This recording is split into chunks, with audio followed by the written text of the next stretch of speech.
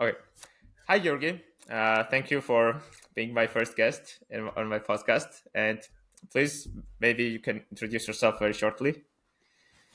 Yeah, hi there. Actually, it's an honor to be the first guest on the podcast. I'd love to help you out any way I can. So we'll see if me being the first guest will actually be the lucky encounter for the space. Yeah.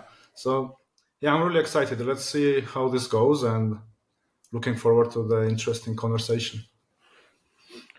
Great. So let me just directly dive into some questions.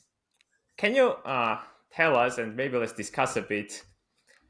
I want to talk about two different kinds of apps. So, an app with 100 users, let's say, or 10 users, whatever, just small amount of users, and an app with 10 million users. So, can we somehow differentiate from the implementation point of view? What's the difference between those systems which serve millions of users and systems which just need to serve a couple of hundreds of users? Yeah. So in general, like doesn't matter about the scale of the application. Like in general, the applications, when building the application, you have to think about two things, right? Like one is the storage of the information, like how you store it, how you can retrieve it or query parts of it like efficiently. And another is doing some computations on top of it. So in any application, you have to think about these two categories. And then once you scale the app, then the challenges of storing and then processing that information kind of increase. And yeah, one thing is like you will need like much more storage to serve million users, right? So there are like the regular file system like on a single machine might not be enough for you anymore. So you might have to actually use tens or maybe hundreds or thousands of servers in conjunction to actually keep the information safe and resistant to the failures. And then depends on the application, you might have to do some quite computationally expensive tasks on them. So if it's a small web app, maybe just a single server just querying this data efficiently will be enough.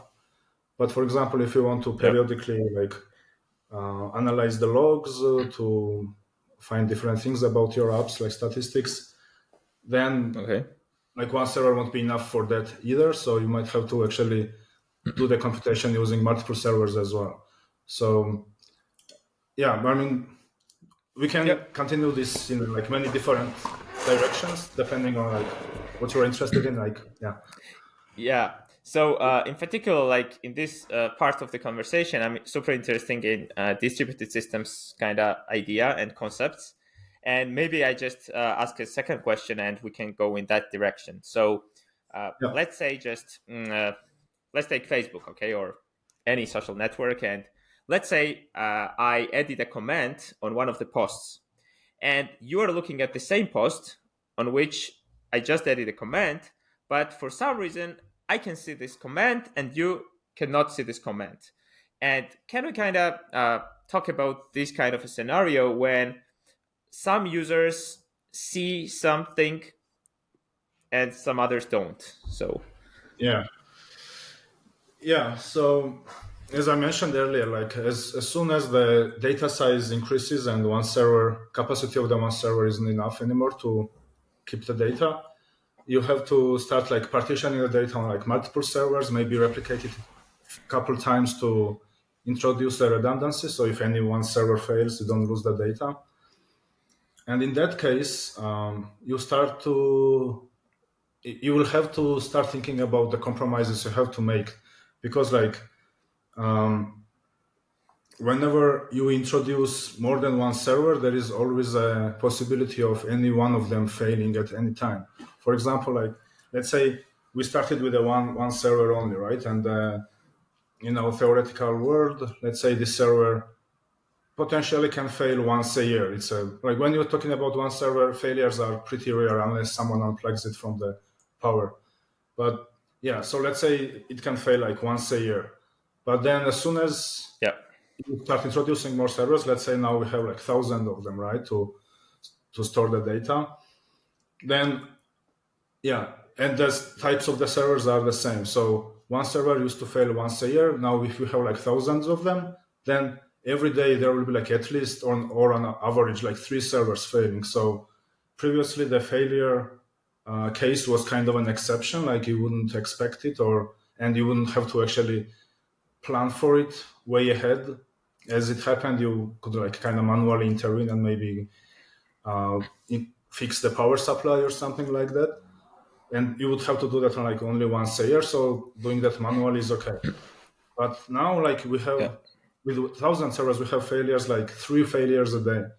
So that's still like maybe doable manually, but ideally you build the system the way that this kind of failure scenarios are considered ahead of the time. Like it's actually the software is written in a way that it expects things to fail, and kind of tries to recover from it automatically. And yeah, so and then so because now we have to account for the failures, and this becomes like a regular thing in our system. Now our system has to decide like, okay, some servers might not be reachable at any point, at any time.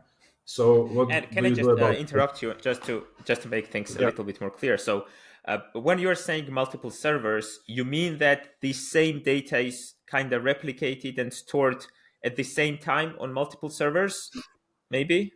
Do you mean Yeah, that? so there are like two things. Like first, like partitioning, because the data size is so huge already that we can't fit the whole data set on a single Yeah. server. So maybe we introduce some like hashing partitioning function, which decides like user data for Giorgi, let's say, has to go in the partition one. User data for like someone else has to go into a different partition, and It's so on. like very in very simple words, kind of splitting a single table onto Yeah, different servers, right? Yeah. yeah. Kind of distributing it on multiple servers and splitting the data, kind of trying to split them in equal parts, so no single server is kind of taking over, is Good. too loaded than the others. So yeah, first we partition so that now we can use the storage capacity of all the servers in conjunction.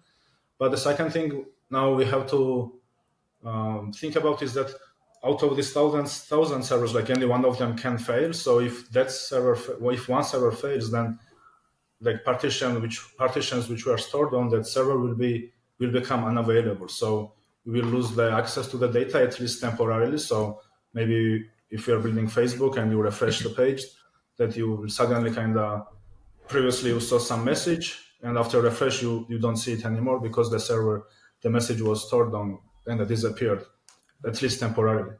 So to avoid that, apart from like partitioning, splitting data, you have to kind of replicate it as well, so that now we store like every partition on at least two, ideally on three or more servers.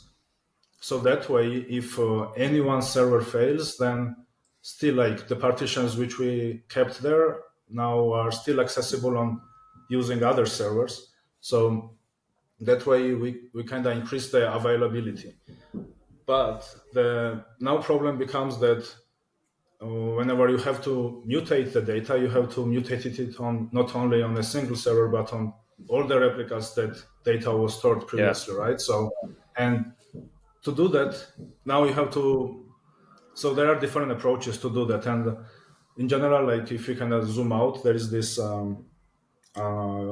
cap theorem, like, or cap theory, Yeah. which talks about the consistency, availability, and partitioning. And the basic premise of the theory is that you can't have all three of them at the same time. So consistency means that all the servers which store which are supposed to store the same data, do they actually store the same data or not? If they do, then they are like consistent, right?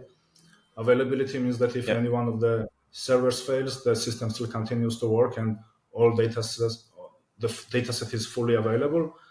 And partitioning means that all of this is happening while there might be network partitionings going on in the infrastructure. Network partitioning means that like some servers, there might be some hardware failure because of which not every server cannot talk to every other server. So it kind of splits the servers into like a subgroups where in one group maybe there's like a half of the servers and they can reach each other, and another group has another half, but these two groups cannot actually talk to each other. So Yeah. if So you think about it, so like basically, yeah. Sorry. So basically, it's like a trade-off between availability and consistency, right? So, for example, yeah, when I write a comment on the post, uh, Facebook ensures like 100% availability, right? Facebook wants us to always make comments without any problems. But this can cause some problems in consistency, right? Because, for example, if this post data is replicated on different nodes, you can the situation can happen that when you see that post, your post comments can be read from other instance which yeah, does not have that replication completed yet. So then we don't have consistency, right? yeah, exactly. So out of these three properties of the system, like the partitioning is very hard to avoid because it actually talks about the physical layout of the infrastructure and like especially the network, and networks and any hardware in general fails, especially as you increase the scale. So you can try to avoid partitioning, but to do that you would have to pay a lot of money, and you still Yeah. will not get like 100% guarantee that the partitioning won't happen ever, especially when like it's at the end of the day it's humans who actually maintain these networks, and humans make mistakes, so there can be a human error or some hardware failure because of which the actual physical hardware which serves the system fails and introduces the partition in the system. So you kind of have to accept that partitioning can happen at any time. So if you accept that, then the only thing you can do is kind of try to increase availability and consistency. And depending on the application, you might choose like different levels of each. Like for example, yeah, ideally, like availability should be pretty high of any system. Otherwise, the system becomes unusable for the users. If like half of the time you can't, Facebook wouldn't load the post, then no one would actually use it, right? So yeah, availability should be good. But then the question becomes how consistent you want the data to be. Like for example, for Facebook, as you mentioned, like maybe someone posted a comment and I don't see it yet, like even after 5 minutes passed, right? So for Facebook, actually, that kind of behavior is okay. Like it tries to be real time, but for it to be actually successful product, it's more important to be available, like to actually load something on the front page or on someone's profile and let you actually see some relatively fresh data, but it doesn't have to be like a fresh as in like Real time. everything of the last second, right? That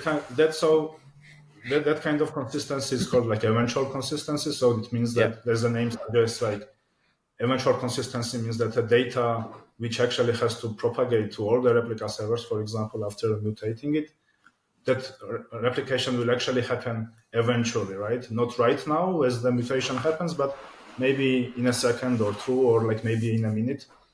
But for the systems where actually correctness and the freshness of the data is very important, for example, the banking systems or the healthcare systems where actually data, any mistake in the data can cause the patient to die, for example, right? Then their consistency is the very critical one. Availability as well, of course. If system goes down, the whole hospital can shut off. But yeah, consistency, like you shouldn't lie to the user, right? The bank shouldn't tell you that you don't have any money, right? It should tell you exactly how Yeah. much you have, and you should be able to use it at any time you want. So consistency there is like very important. So yeah, depending on the application, the developer can make a trade-offs between the availability and consistency, but also should keep in mind that like partitioning can happen at any time and it shouldn't affect the correctness of the application in general. Yeah, great. You just mentioned the critical systems where consistency is kind of more important than availability. And for example, like just to have a short example, let's say I'm withdrawing money from ATM machine and I just took like $100 from my account. And when I refresh, for example, my mobile bank account, I want to see consistent data, right? I don't want to see like that I have more data or something like that. And in that case, maybe a bank designer, mobile app designer can make a loader to load a little bit longer so that it kind of Yeah, tricks this availability trade-off and eventually kind of always show me the consistent data. yeah. Yeah, it's better to tell the user that sorry, maybe your data isn't accessible at this time, and please try in a Yeah. minute, rather than lying to them and telling them like either giving them false hope that they have more money than they actually have, or actually giving them a heart attack and telling them that they don't have money at all. So, Yeah, heart attack is the least thing bank wants to happen, yeah, to the client. yeah, Yeah, and maybe we just go one layer deeper and uh, and let's talk about this replication stuff. So let's say like we have this replication system running in our backend and user makes a write of data. Let's say a post again, okay, simply. Can we just not like maybe a super hardcore way, but a little bit more details tell what happens. I mean, where does this request go? Where does it write first? How it's kind of managing this replication process and in terms of that. So, yeah. So let me think. So the first thing to keep in mind is that we already replicated data, right? So we have the same information, let's say, stored 3 times on 3 different servers, so that any one of them, if any one of them dies, we don't lose the data. That's all good for just like a read operations. Data is available, but as soon as we start mutating the data, now the question becomes how this mutation should happen and in which order on these servers. Like, should all 3 servers mutate the data all at the same time, and if at least one of them doesn't do the mutation, then we just fail the user query, or can we maybe do something else? So in a like very strong consistent systems, you would want, once you tell the user that the mutation or the write query has been committed, you shouldn't lose it. So if I post something and Facebook tells me my post was accepted and shown to the UI, that post maybe temporarily disappears somewhere, but shouldn't completely disappear out of this world, right? So yeah. the basic approach would be to send all the same query, same mutation query to all the replica servers and wait for all of them to acknowledge committed, and only then consider the query successfully done, committed. But then that would be like very, very strongly consistent system. Yeah. But that would kind of reduce the availability of the whole application, right? Because again, like if any one of the replica servers is unavailable, that means that our mutation can't go through it, and their query will be rejected. So you don't want to do that, especially as I mentioned earlier, if the failures are frequent in the system, then you would want to avoid any one particular server going down, taking down the whole system. So ideally, acknowledgement from the all servers shouldn't be required to commit the message. So in general, these kind of things are solved using the consensus algorithms. The most popular one used to be, and maybe up to some degree, it still is kind of in some companies, like it's called Paxos.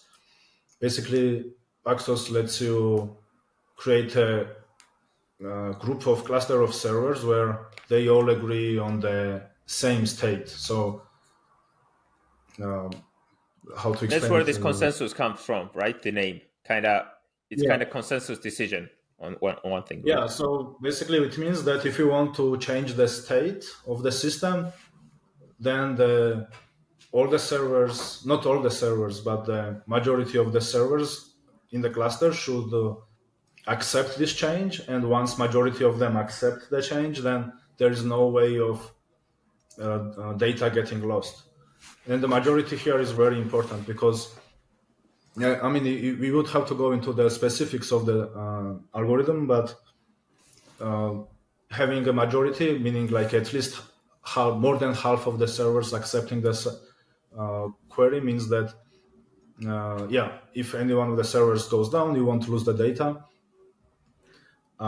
But the Paxos has issues like it's very hard to even understand the algorithm. It's not actually well defined. There are like multiple implementations depending on the infrastructure you are running it Yeah, on. I tried, but I failed understanding it. Yeah, I've read the description like few times, and it's hard to fully grasp it. It's actually it depends on the how you use it. So you might choose the different implementations, kind of with the one which suits your needs specifically. So, but yeah, I mean, if you already have a Paxos implementation, then which you can use, then it's a good solution. It basically lets the group of servers kind of agree on the state, and once they are agree on something, then no one can kind of diverge from it. But there are other like consensus algorithms, like specifically lately the one like Raft has been gaining the popularity. It's much simpler to understand. Actually, the whole idea behind coming up with the Raft algorithm was that the final algorithm had to actually be simple enough to explain over the whiteboard and also simple enough to implement. The idea behind it is kind of same as in Paxos. Like if majority of the servers agree that the incoming query is valid and they accept it, then the whole system kind of remembers that and never loses that accepted message, basically. So all of these consensus algorithms kind of let you implement the strongly consistent systems, but the catch is that system to stay available, at least more than like more than half of the servers have to be running at any time. So if let's say you have 5 servers and 3 of them go down, then system becomes unavailable, because if they accept any message at that time when only 2 servers are running, then there is a possibility that accepted message will get lost sometime in the future. But if the more than half of the servers are running, then there are guarantees. These algorithms give the user that if the message is accepted when there was like more than half servers running, then that message will never get lost. So yeah, it has a pretty big leeway. So out of 5, you can shut down basically 2 servers and system will still continue working as intended. And that's pretty good, I would say. Like usually, Yeah. 3 or 5 servers in a replica set is good enough. Yeah, perfect. So thank you, first of all. And I just have a kind of follow-up question. So you mentioned that if, by the way, I wanted to ask that what happens when majority servers are down, and you kind of explained it, but how does this overall system know that majority servers are down and we should stop accepting any write requests? I mean, is there some monitor server who monitors all these servers, or how does that happen technically?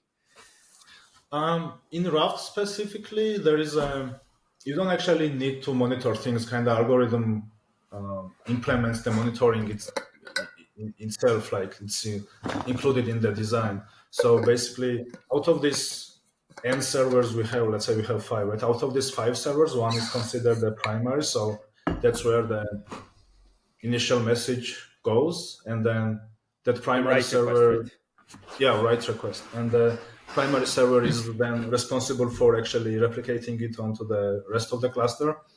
So during that replication, like if primary server receives acknowledgement that 2 other servers received the message, that means now 3 servers have it, and that's how the master primary server can check if the majority accepted message or not. And if primary gets like less than 2 acknowledgements, then my primary can kind of reject the query. Yeah, Yeah, nothing. Yeah, perfect. the route is pretty simple. That's the beauty of it. Like it's very Yeah. easy to explain. It's supposed to it's supposed to be solving like a really hard problem, but it's doing it in a simple way that sometimes you get puzzled. Like, is that it? Like, yeah, that's enough to Raft to work.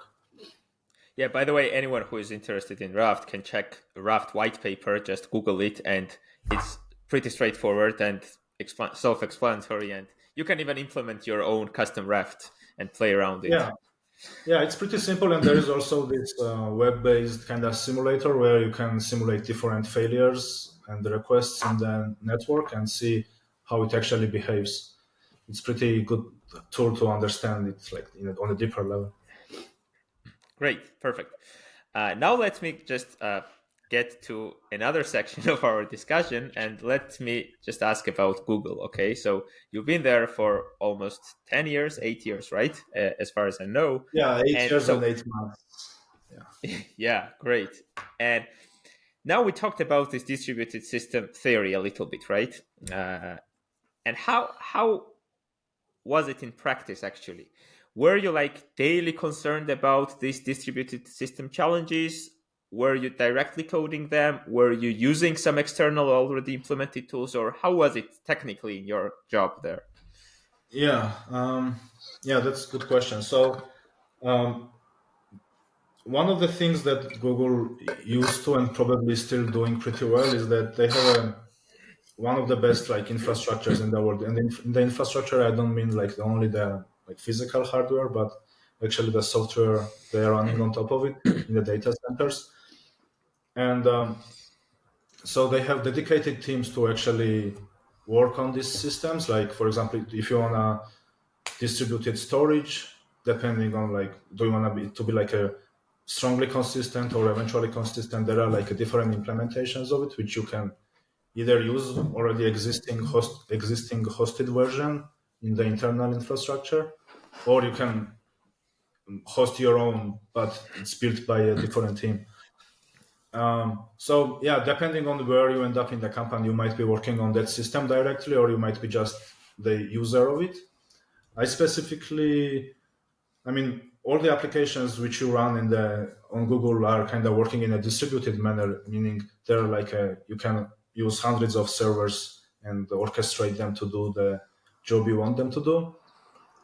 But these kind of low-level infrastructure things, um, I didn't work on the storage part of it. I did work on the query engine, kind of distributed query engine, which was basically like if we talk about the MySQL, for example, like MySQL Yeah.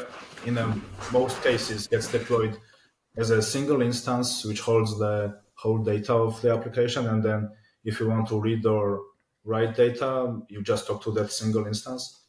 But yeah, again, like as soon as you get like lots of users and the data size increases, then single instance isn't enough anymore. So you try to partition and replicate the data.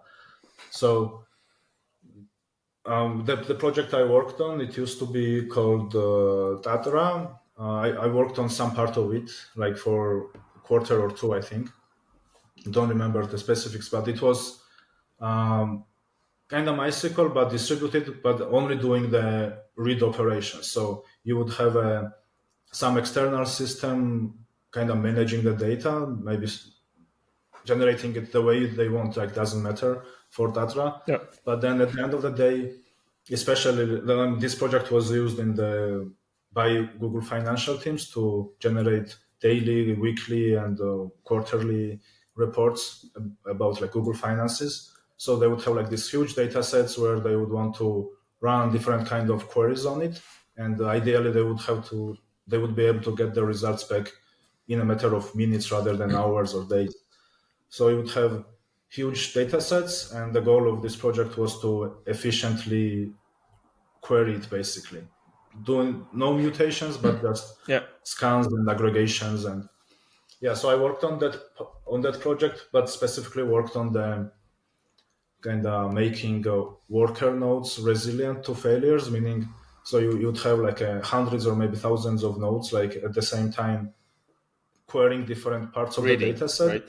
Yeah. Yeah, reading and then filtering, doing some aggregations like group bys, counts, and then giving the results to the higher level nodes, and they doing their own aggregations and stuff.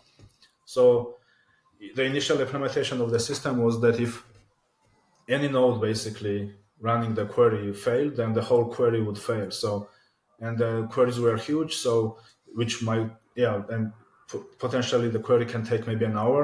And now, like after half an hour, if one node fails, then you have to retry the whole query from scratch, which is a waste of resources.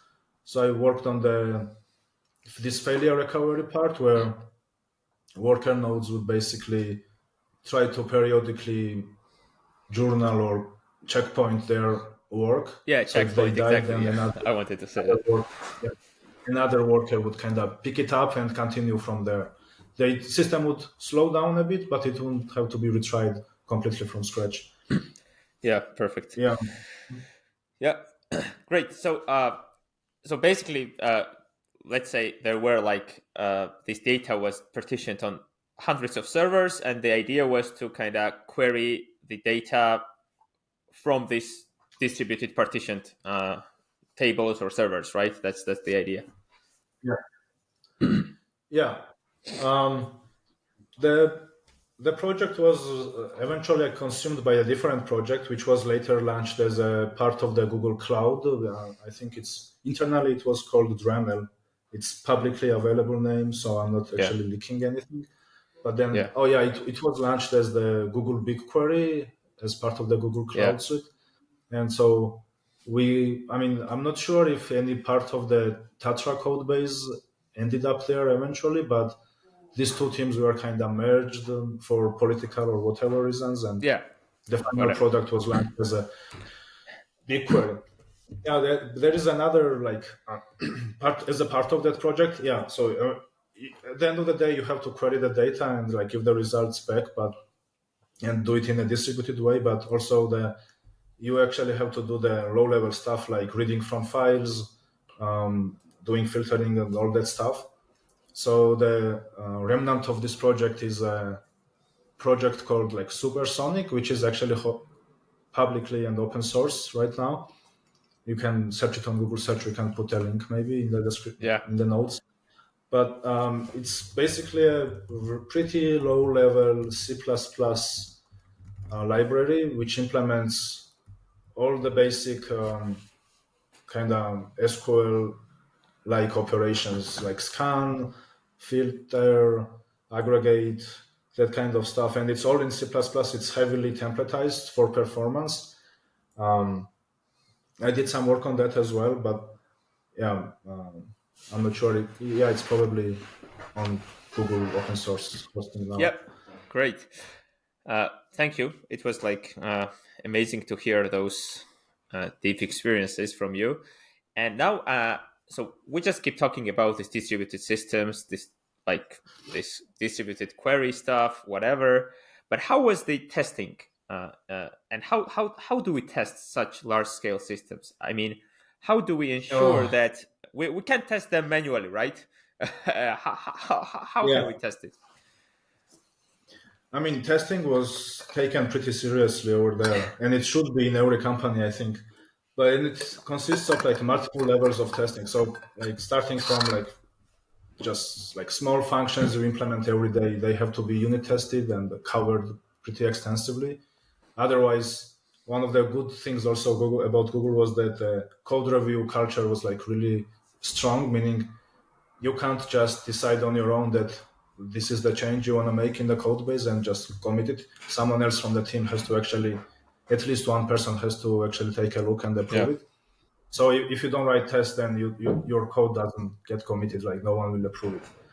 But that's not enough. Like functions or classes or components can be tested, and you can be sure that they work as expected in isolation. But the whole, I mean, programming is all about the abstractions, right? So all these components get composed, tied up together, and then you get more complex and useful applications out of them. So as the complexity of the system grows, the testing becomes pretty hard. So the next level would be to test these components in conjunction and check the expectations. So that's where the end-to-end tests help. So where you basically we would start up all the components on testing cluster the same way we would in production, and then simulate the real life scenarios, real use cases there. And it doesn't matter if the application is like a user facing, meaning it's like a front end app, Yeah. or the back end app running MapReduce or some queries on big tables. Doesn't matter. Like all of that, we would set up the kind of fake production and run the end-to-end tests, meaning starting from like user clicking something and then checking at the end like what happens in a database or how things change on disk. But that still is not enough when you talk about the Google scale. Like your system might be correct, but since you deploy these applications on the shared infrastructure, which is used by the whole company, there can be a different application written by a different team running next to your application on the same server, and the behavior of that application might affect you, basically either make you slow or make you wrong, maybe. I don't know how specifics, but yeah, Yeah. it can break things for you without you expecting it at all. So there was this, and I think it's documented online, at least like maybe not every year's scenario, but I'm sure they published it. Like they would do it. It used to be called like dirt tests. Don't remember how it's spelled out, but Yeah. the idea behind it was that there would be ahead of time announced that, let's say, first week of January we will do that dirt test in one of the data centers, and during that time different teams would start kind of shutting down their systems, either turning off their applications or maybe physically turning off the servers or physically turning off the network or air conditioning to cool down the servers or whatever, like all kinds of different things which make Google Google. So they would randomly just shut off different systems and see how rest of the data centers or Yeah. the data center currently doing the test behaves. And yeah, I think this is actually reminding me something where lots of applications or even people, like when you want to store your personal data somewhere, yeah, everyone's recommending to do couple backups, right? So if your computer dies, you don't lose all the pictures you ever taken. So people are pretty good at making backups, but most of the people or the application developers don't actually check or test recovery scenarios from the backup. So it can happen that, yeah, I do have like a bunch of backups, but when I actually need to recover from it, like I reconstruct the data from it, then I don't have tools to do it. So those backups become kind of useless. So these kind of dirt tests make sure that all the safety knobs you put in the application actually work in the in cases where when you need it. So kind of forcing yourself to put yourself in the failure scenario and see how the system works is, I think, very important, especially Yeah. when you talk about the Google scale. Yeah. So, kind of whole like idea of this failure thing in distributed systems is that distributed systems should be designed for failure, right? So if we just Yeah, randomly turn off some nodes, and now I remember this Netflix famous testing framework, Chaos Monkey, which kind of randomly turns off their services and everything still kind of remains resilient yeah, to such situations. So that's a great point, actually.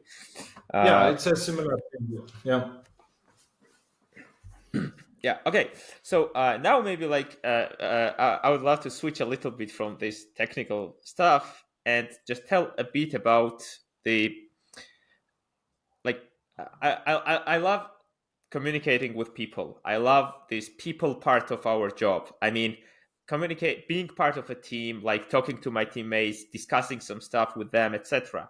And how was it like when you first got there? And I'm pretty sure that there were like lots of bright minds around you, right? And how was it? I mean, did you enjoy working with people in Google or?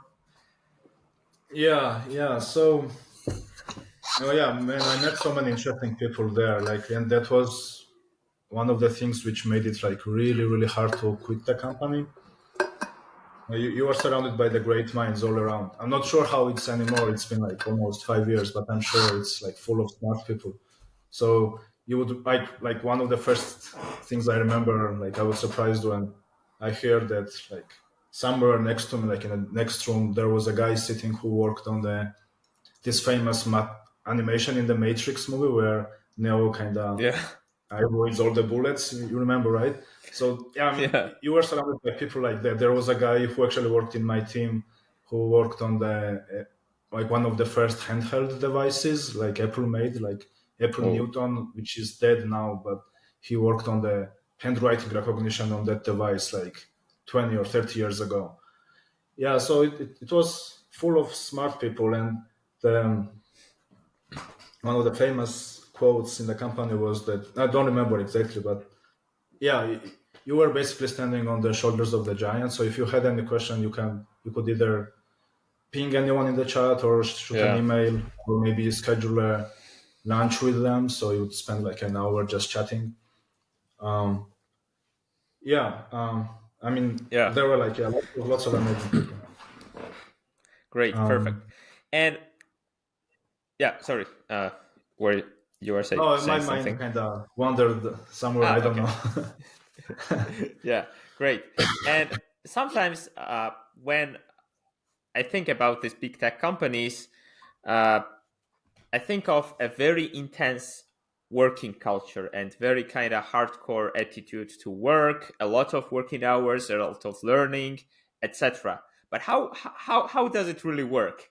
I mean, how's your kind of after work time there? How do you spend time, as they call this? Uh, how's that called? Like work life balance, right? Something Work like life that. How balance. how Yeah, does that I happen don't there? like that term. Yeah. Yeah. Yeah. Whatever. Yeah. Yeah, so we can yeah, that's interesting topic. Well, it depends on the team or project you are working on. Like it's really big companies, so you'll find all kinds of different projects, and they have different stress levels.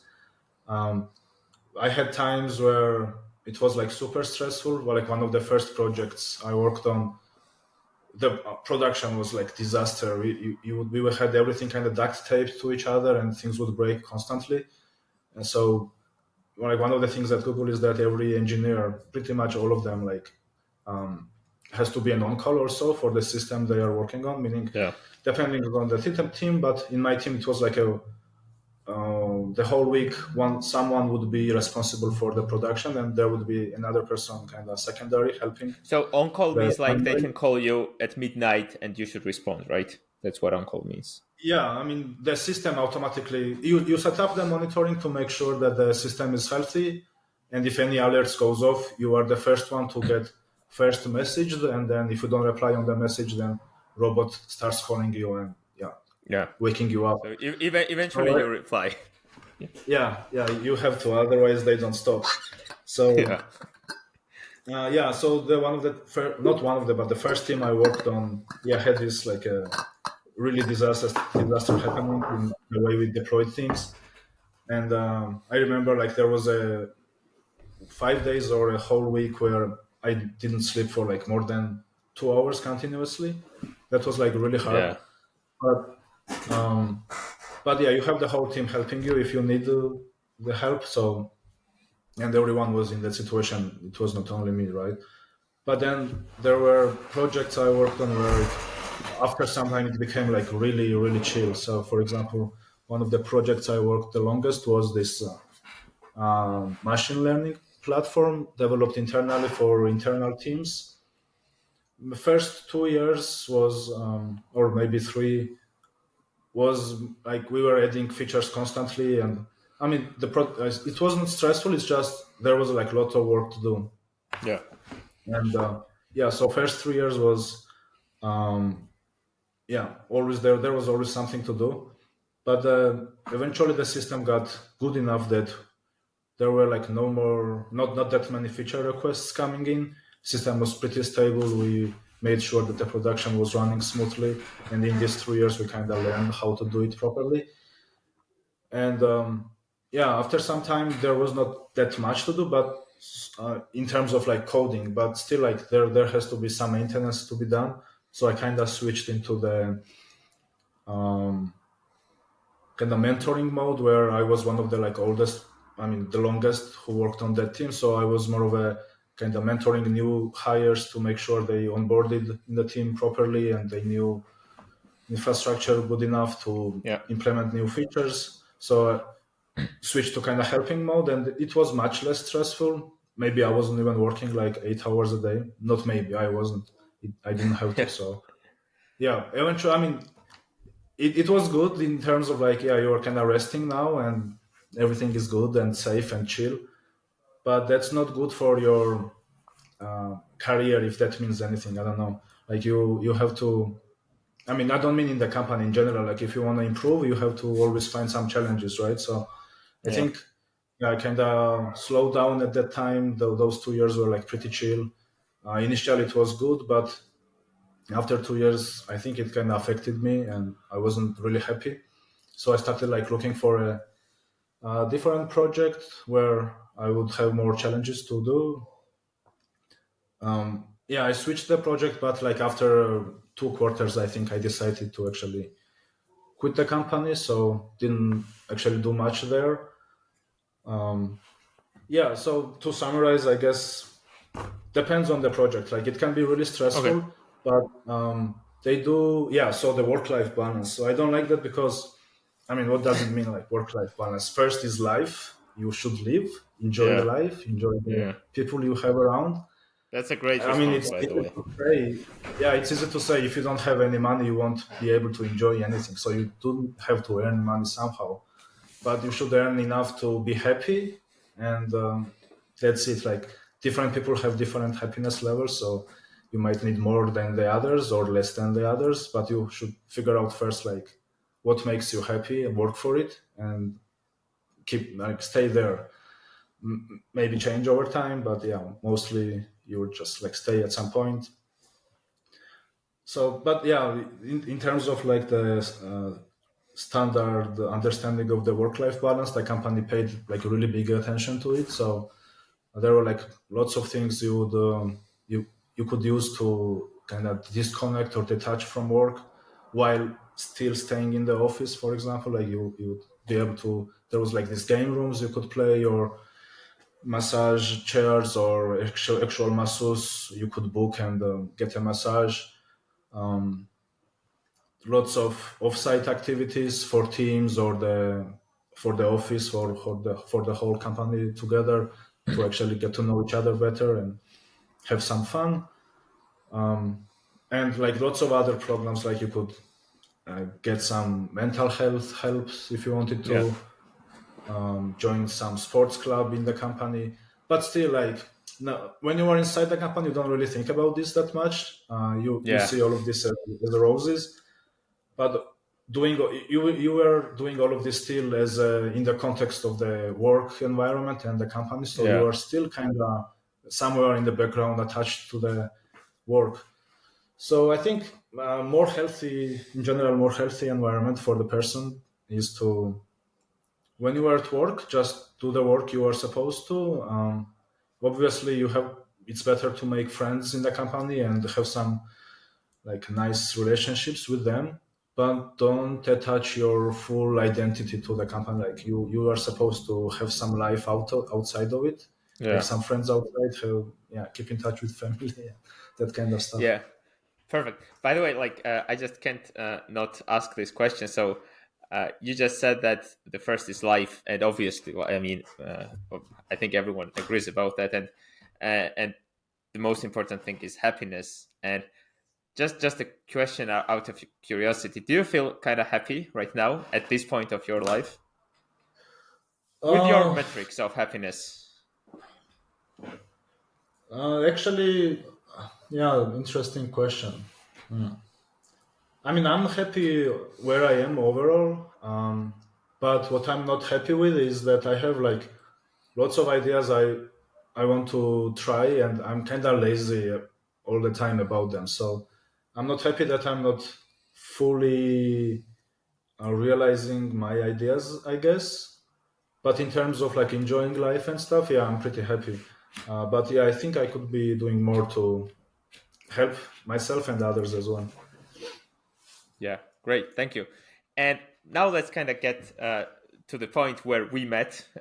Obviously, we haven't Yeah, met at Google. So we met at the university when you left Google and got back here, and as a professor and a student, basically. And uh, around me, there are lots of software engineers, lots of kind of senior people in my companies where I worked at, but not everyone enjoys teaching, okay? And not everyone enjoys connection with students or these mentees in general. And what is the thing which drives you? Because I know you constantly continue to do that. And we were lucky to have a distributed systems lecturer like you who actually had practice in that. So what is the yeah. motivation behind this thing?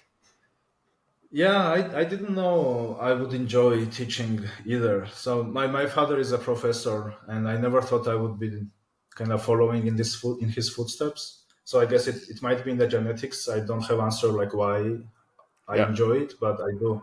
So the first day was actually I was expecting to come out dead from the lecture basically, and physically I was like really tired after the first lecture. Like physically I was nervous. I didn't know what I was talking.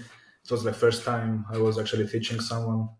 I Actually, I mean, remember that first lecture pretty yeah. well. Yeah, physically I was like really tired, but I was so energized that I kind of got hooked on it. So yeah, I in general like enjoy just interacting with like people, especially the smart people, and Free University is lucky enough to have all of you as their students. You're like all of you are like really smart. So yeah, and especially like talking and helping the way if I can like to the younger generation just feels fulfilling. So I guess all of those things together taken make the job worthwhile, even though maybe it's not appreciated as much by uh, anyone else other than students themselves, like the Yeah, government. trust me, like students appreciated it a lot, and I would love Yeah, to thank you again for all the work you've done there. So that's amazing. yeah. Thanks. Yeah, I hope Uh, I was helpful. yeah, you definitely was. So you definitely were. Mm. Sorry. So now let's kind of get slightly to the finish line of our conversation. And what kind of a software engineer is a software engineer who does not have some side hustle, okay, or maybe some side project or something which he is super Mm. passionate about and he just enjoys doing it.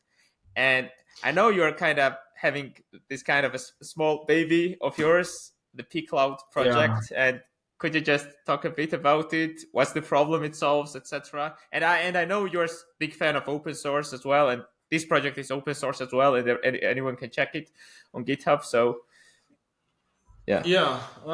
So as I was leaving Google, I was kind of taking notes of things I was thinking about and the project ideas that was coming in my head. And one of them was basically the problem. I'll define the problem first. So the problem is that the internet, if you look down deep, is like built on top of the fully decentralized systems. We did talk about the distributed stuff, but decentralized is distributed, but it's different things on top of it. Like decentralized means that there is no single source of authority. All of the different agents in the system kind of work together to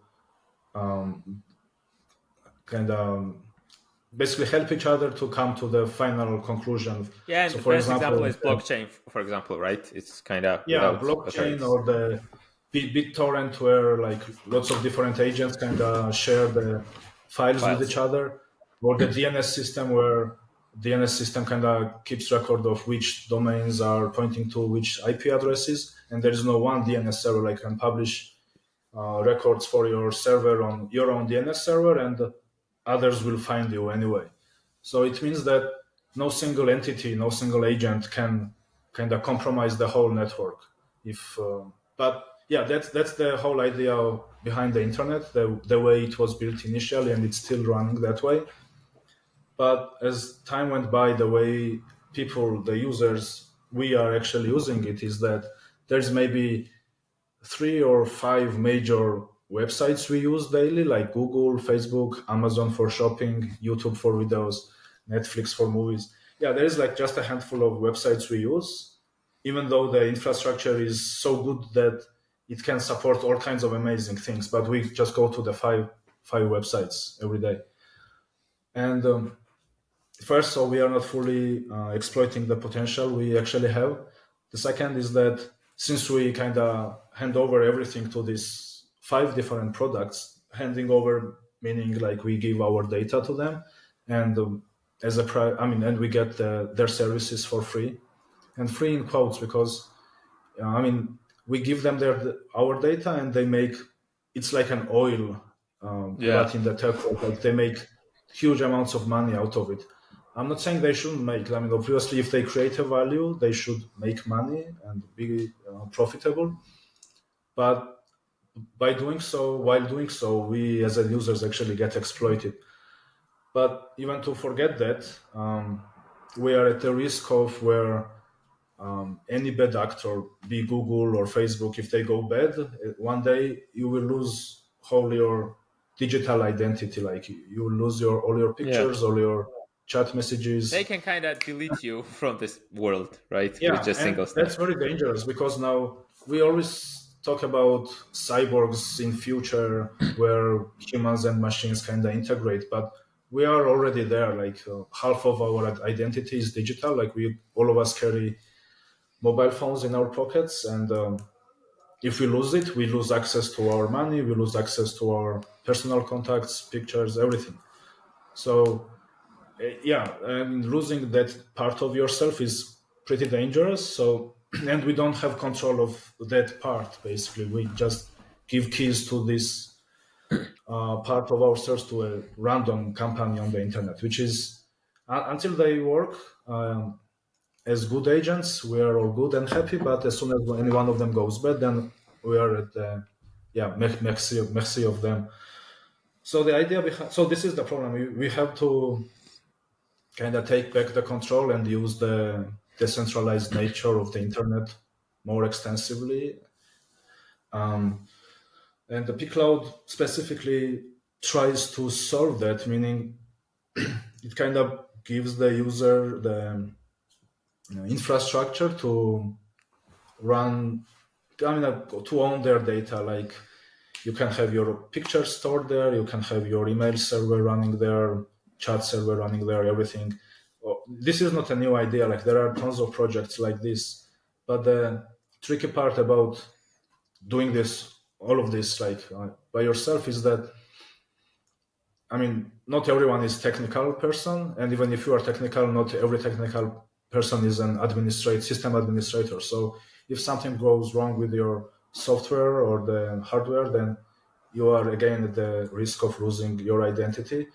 So it's good idea to run your own email server, but if you don't know actually what you are doing, then it's better to give it to someone else because it's very easy to make mistakes and lose your whole email history, Yeah. right?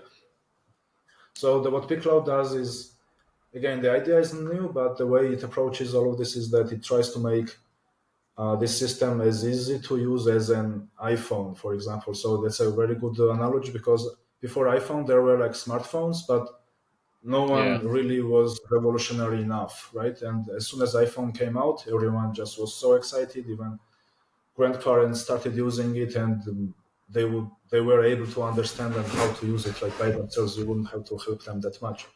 So that's the goal of the Pcloud, to be as easy to use and as an iPhone during its time, and kind of give control back to the users. Yeah. And Yeah. so is it just like, I don't know, some cloud provider, or you can run it on your own machine, or where does it run physically? Yeah. So the way I'm envisioning it is that eventually, like at the end of the day, maybe in like 10, 15 years, where technology has evolved even further, everyone will have their own like small server, like they have iPhone today or any other smartphone. Like, especially considering the prices for the hardware is going down every day and they become more and more powerful, you will have small enough hardware. You can have small enough hardware at home to be able to run all the services I mentioned earlier. But that's in like, let's say 10, 15 years.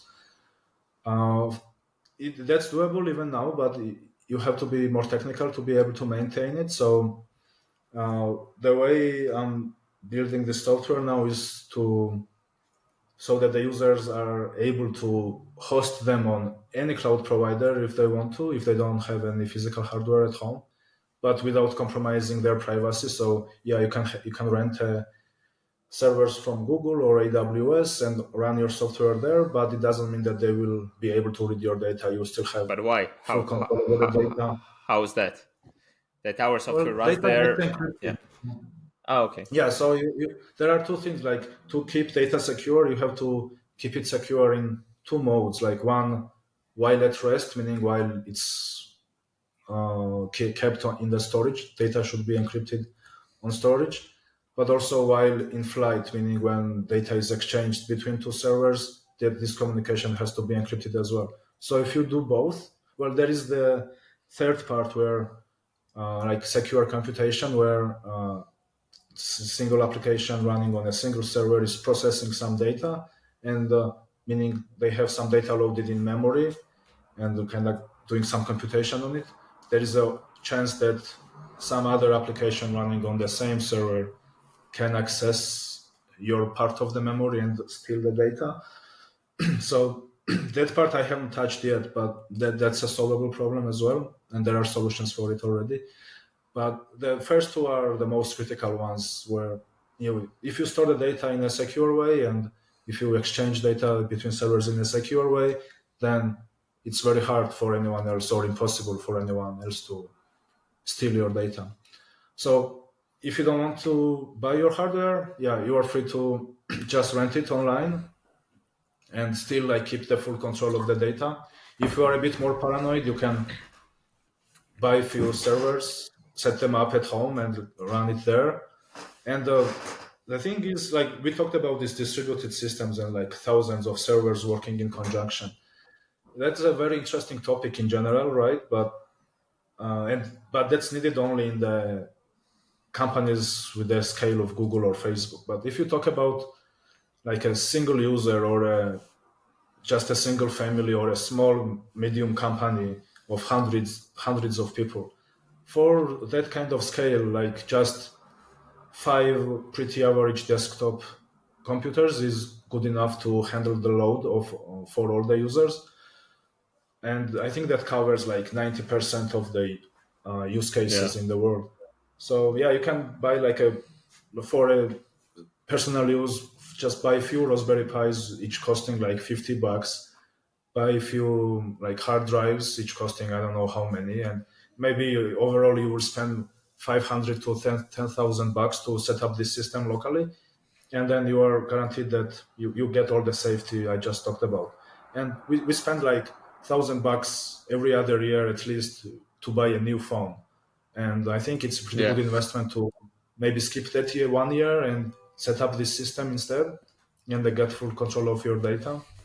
And in future, as I mentioned, like, I guess as soon as the kid gets born, they will be gifted with a Pcloud box where Yeah. whole their digital identity will be kept there from birth to death, basically. So, yeah. Yeah, amazing. I mean, you just mentioned this Raspberry Pis, and I think it's a great practical exercise for anyone who's learning distributed systems to grab maybe 2 or 3 Raspberry Pis and kind of try to run your Pcloud on them and kind of feel physically and mentally this whole idea of this distributed storage and distributed Yeah. stuff. And that's pretty amazing. Yeah. Yeah, I've been kind of working on it on and off for the past, I don't know, like 5 years now. And now I think I'm at some point that, as I mentioned earlier, when you asked if I'm happy, like one of the things I'm not happy with is that I'm not actually doing more with Pcloud. So now I'm actually trying to establish a company around it, maybe hire first few engineers to help me, and the goal is to have like early version launch sometime early next year. And yeah, if that all goes well, so this will be like a cloud hosted version where you don't have to actually buy any physical hardware. We will just set it up for you in the cloud, and but you keep the full control of it. And yeah, if that becomes successful, then yeah, that would be great. I'll try to grow the That's company, amazing. but Yeah, that's amazing, and wish you all the best and all the luck in that endeavor. And who knows, maybe we talk again about already uh, production ready Pcloud, like yeah, up and running yeah, later. hopefully. So yeah, basically that's all I wanted to talk to you about. It's been, I think, almost an hour now, and I'm super Yeah, excited and super happy that we had this conversation. Thank you a lot once again. And yeah. yeah, Thanks. I loved chatting with you.